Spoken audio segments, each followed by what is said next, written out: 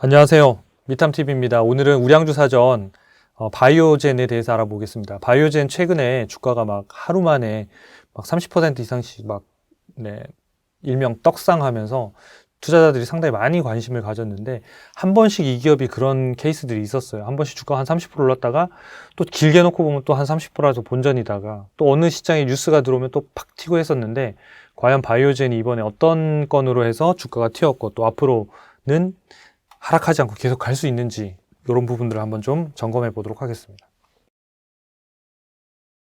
이 바이오젠이라는 회사는 저희가 뭐 제약회사나 이런 회사들 상당히 분석하기가 쉽지는 않은데요. 뭐 회사로만 보면 이런 다발성 경화증, 알츠하이머, 파킨슨氏병, 이런 게 이제 신경 관련된 이제 질병들인데요.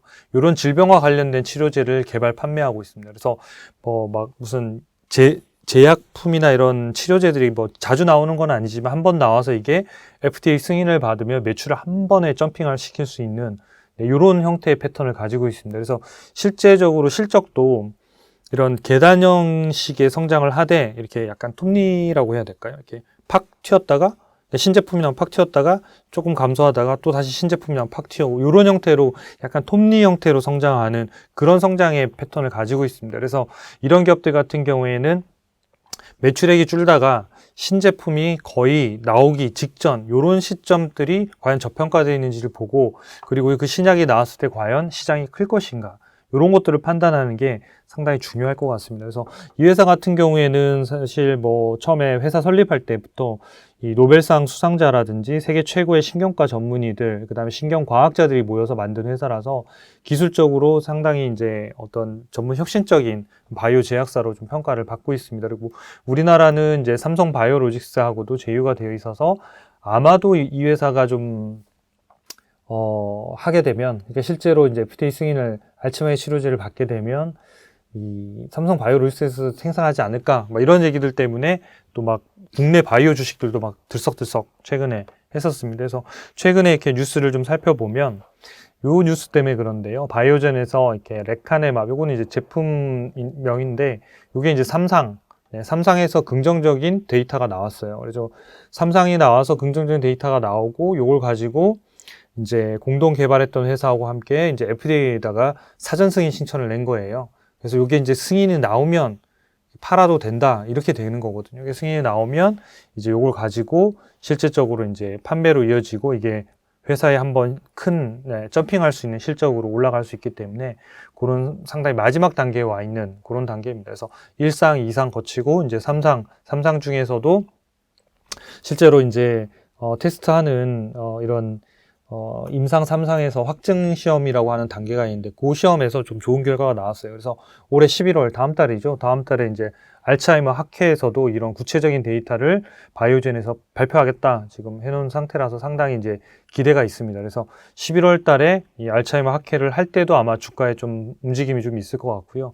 그 다음에 FDA에 이 사전 승인을, 우선 심사 승인을 해놨었는데, 요 승인이 이제 어떻게 나냐에 따라서 이제 주가가 상당히 움직일 수 있겠죠. 그래서 조금은 가능성이 높은 쪽이고, 현재로서는, 왜냐면 이게 실제로 발표가 나고 사게 되면 주가가 이제 점핑해서 사기 때문에 조금은 더 늦을 수 있겠죠. 그래서 여러분들 판단을 잘 해보시고, 이런 분명히 좋은 기업은 분명하니까, 이런 기업들이 마지막 그 최종 승인 단계에서의 어떤 판단들과 최근에 나온 뉴스란 이런 것들을 잘 판단해 보시면 좋을 것 같습니다. 그래서 왼쪽이 이제 최근에 우리나라에 나왔던 이제 뉴스들입니다. 그래서 치료제들이 뭐 상당히 뭐 집중 각광을 받고 있다, 뭐 이런 얘기들이고, 그걸로 인해서 국내 주식계 바이오 관련된 주식들도 상당히 지금 영향을 받고 있습니다.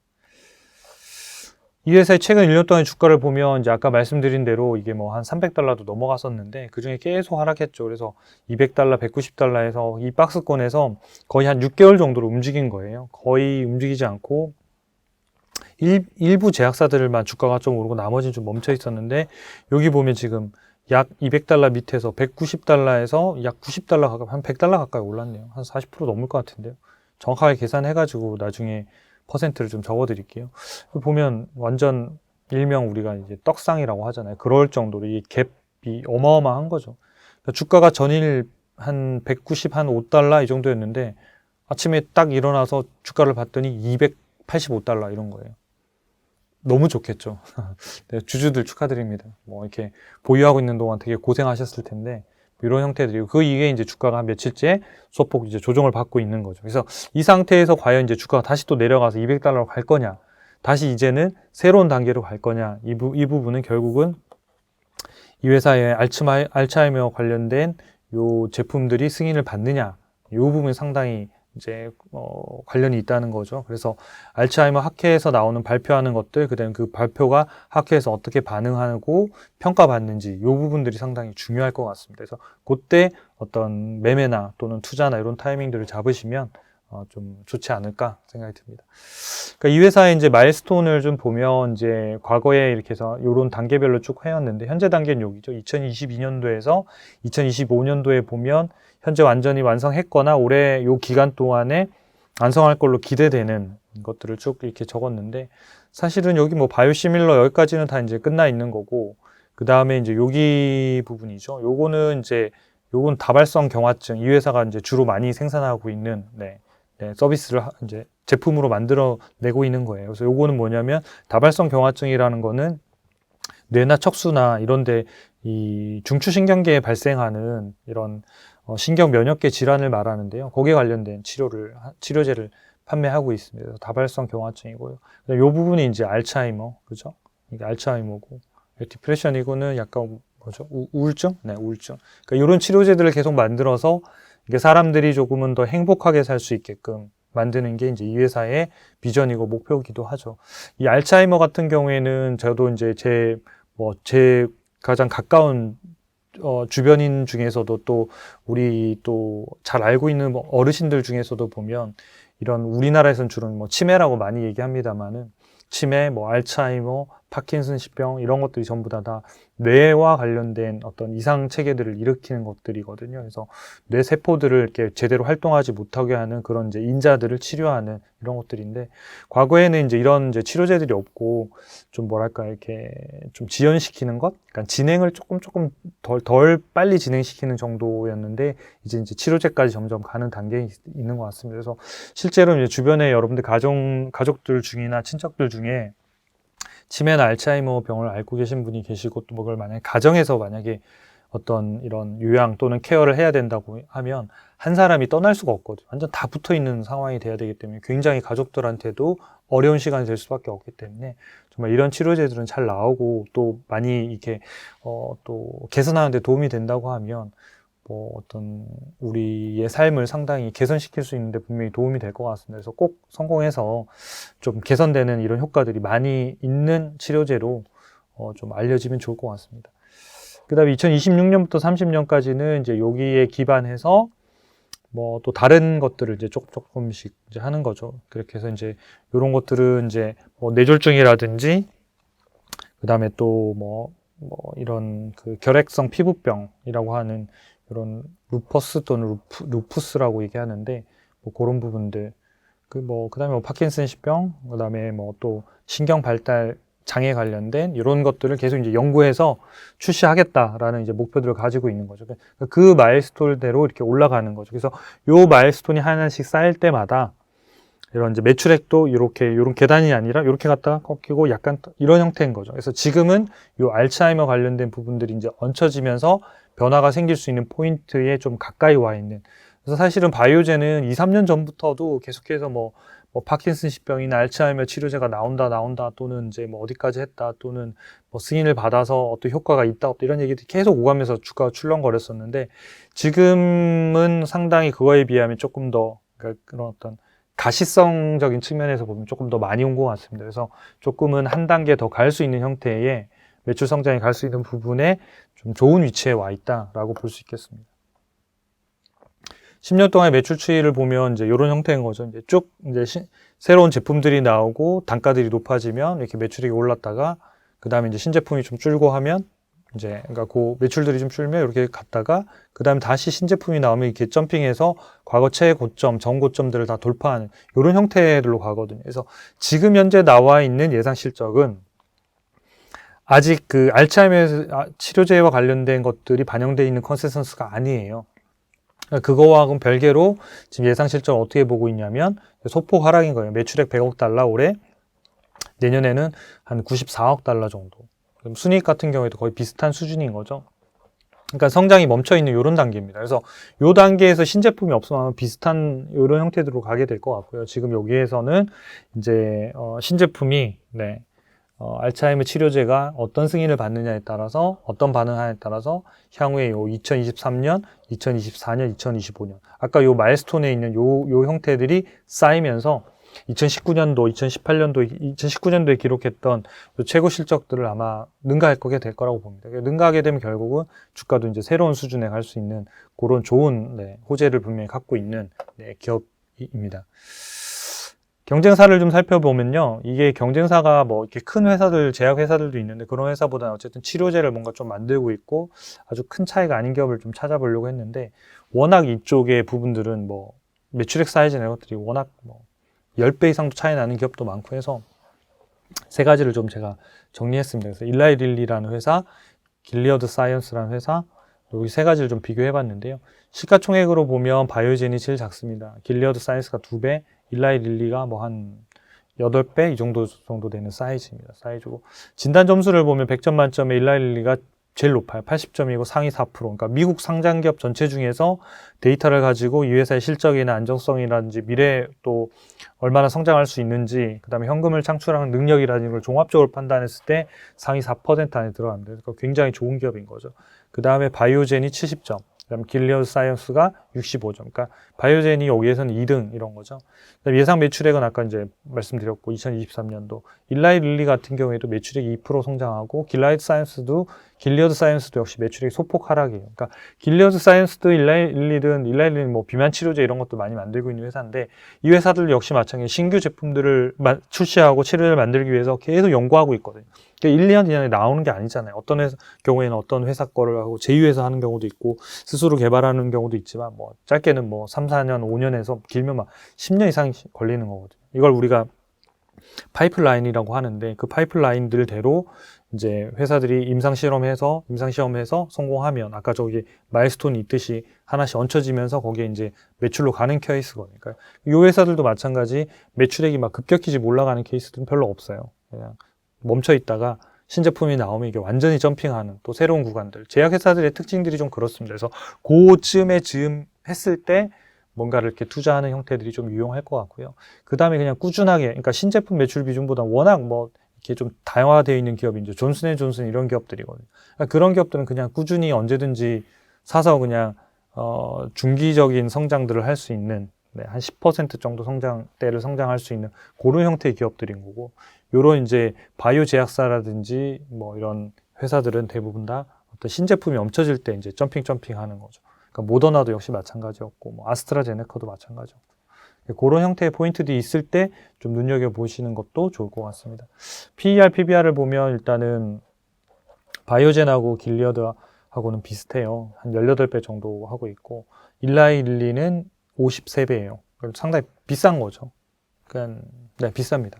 물론 이제 좋은 기업이니까 비싸긴 하지만 그럼에도 불구하고 다른 제약사하고 비교해서도 밸류에이션은 좀 비싼 상태라서 뭐 이런 실적이 이런 것들이 좀 이렇게 뭐가 좀 안 좋거나 하면 주가의 변동성은 좀 클 수 있는, 상대적으로 클 수 있는 기업이 이제 일라이 릴리고, 그 외에는 보면 이제 길리어드 사이언스랑 바이오젠은 비슷합니다. ROE도 뭐 18.5%, 20%니까 비슷한 수준인 거고요.